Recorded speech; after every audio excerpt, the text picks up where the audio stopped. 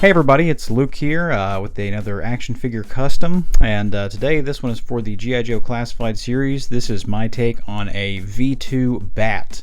Now the V2 B.a.t was one of my favorite action figures whenever I was a child. I don't know why, but I've always loved the neon greens, the oranges, all that fun stuff. So yeah, we're going to take a close look at it and take it off the stand here and just kind of go over what we did. I'll give you the recipe for it if you wanted to try your hand at this yourself. It was a pretty fun build. Took me about, I don't know, about a week to do the full thing, and I think it turned out pretty good. I'm pretty happy with it. So let's get him off the stand and I'll show you a little bit closer on what we've got going on here.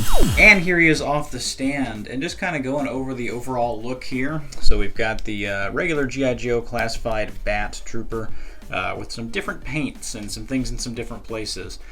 So I actually cut the belt, I took the gun holster off, and actually it might help if we had the original one in here, so hold on a second. You can see there's a pretty good difference in between these two, mostly in the paint department. Now there was a little bit of sculpting, there was a little bit of shared parts from other figures, but for the most part, most of what I used, the base, was actually the original G.I. Joe Classified Series B.a.t. So with that, let's go over that. So the head is obviously different. The head I used a Marvel Legends Speed Demon. I sanded the front down until it was flat, and then I sculpted around on the top here to give them those nice little bands to put those on there. And then I also sculpted the faceplate. The other thing I sculpted was these little straps on the side of the neck here. They're a little bit different on the classified or the traditional V2 B.a.t versus the classified one had these kind of straps like this, so I had to take those off. And then I just painted black. I just kind of painted over that sculpt that was already there, and I feel like you can't really tell unless you're looking for it, so that's fine. As far as the rest of the figure, obviously I painted the arms, I painted around the collar, the oranges and the greens are all painted. The belt itself, I cut the side off, so I cut the side arm off here. I switched the two leg pieces to different sides. I put this one facing forward, and then if you look on the side, I kept the buckle on that because I thought that looked kind of cool. So that is where all those come from. So yeah, mostly just the classified B.a.t V1, and then, or whichever version it is, I think it's the V1. Not super up to date on my old G.I. Joe knowledge, but yeah, the regular classified B.a.t is mostly what this is. Now the other thing that I did have is this little lenticular piece right here. That is from a guy on Instagram, and I believe on Etsy is where I got those. His name is One Per Case, and he sells those in a 5-pack. I think they're $20 for a 5-pack, and I think it gives a good look to it. It makes it really look like that old lenticular style. If you hear, you can kind of hear the like that kind of thing. It sounds like a agenda whenever you were in, grade school. But anyway, so that's just kind of a comparison to see them next to each other so you can see what's going on here. Now with that, the only thing I didn't paint the inside of the arms. That is the new pinless style design, which I'm a fan of, but when it comes to customizing, it does make it somewhat difficult just because I don't know of a good way to paint that without the paint flaking off like crazy. And there's not really a good way to get in there and sand it either, because you can't just pop the arms apart like you could with the non-pinless. So I think it's actually injection molded to where once it's on there forever.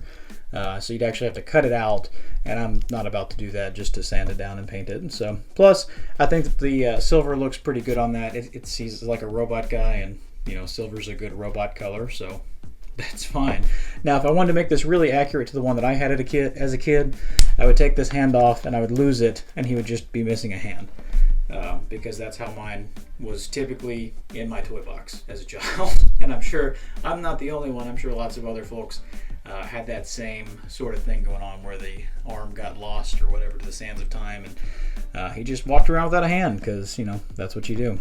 But the other parts, so you got the little flamethrower thing. I did paint up a little flame piece. I got that in a box from, I think it was Casting Cave. It was just like a fodder box with some random stuff in there. And I painted that up. It looks pretty cool. So I like that effect. I did have to put a toothpick in the end of it so that it would work. And like I said, I think that works out pretty well. So we got that hand. We've got the, fire hose hand, whatever that is. We've got the claw hand. And I know he didn't come with all these originally. And then we've got the hand, which is, the handiest of hands. But anyway, so with that, the articulation, up, down, ton of pivot, because it is the G.I. Joe classified. Arms up to the side all the way, full rotation, bicep, double elbow all the way. Wrists are coming in, and they are starting to peel a little bit on the inside, and that's okay. Again, silver poking through on a robot, not my biggest concern, I don't think. Clicks forward once, clicks back. This little chest piece does come off, so if you wanted to swap that out with one of the other ones, you could paint one that was battle damaged or something like that. I just like the look of this more. I think it looks more classic. The belt is floaty, the waist is twisty, the legs go out, they go forward, no problem. I did put a little silicone shock oil up in the legs there, just to kind of allow those to not rub as much. Thigh swivel is nicely hidden by these straps now. Double jointed knee comes in, good. Boot rotation's fine. Ankles down, ankles up, ankle pivot. So all the articulation is maintained, and yeah. Let's do some size comparisons, shall we? For our first size comparison, here he is next to obviously the regular bat, a regular release bat, and then also a Cobra Officer or Cobra Trooper. I think it's just a Trooper. That's the regular release one, not the Target exclusive. And yeah, I think he looks pretty good. He's big and imposing and robotic, and looks like he's about to, tear somebody's arms off. For our next size comparison, here he is next to the Marvel Legends Symbiote Spider-Man. That is the newer one with the updated body. And then also the G.I. Joe Classified Series Gung Ho. And you can see these guys stack up pretty good. Gung Ho looks like he might rip his robotic arms off. Give him a little hat, give him a little attitude. Lots of fun. And I think we all knew that we were going to have to do this comparison, and here we are. It's the classic G.I. Joe V2 bat, and then my custom here. And then this one, I'm not sure which one that is. It's another version of the bat. I don't know offhand which one. Maybe Python Patrol or something. It's kind of weird looking and kind of clear and red. Again, I'm not the biggest on my classic Joes. I just like the classified series, and I think it's pretty cool. And I had a few of these as a kid, not a ton, but this was one of my favorites. Anyway, taking a look at the differences here, you can see with the classic, a little bit, you have some green bands at the top of the arms. I thought about doing that, but then I thought it might just be a little bit too much, and I kind of like the more muted.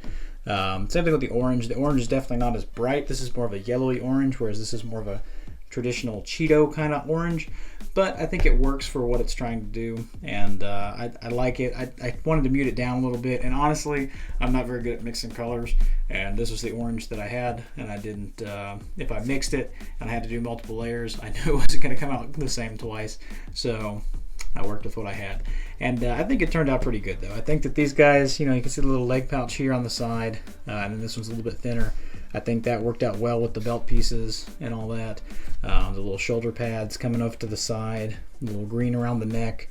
And then the face, I think, is what really sells it for me. Just the, that classic look to it.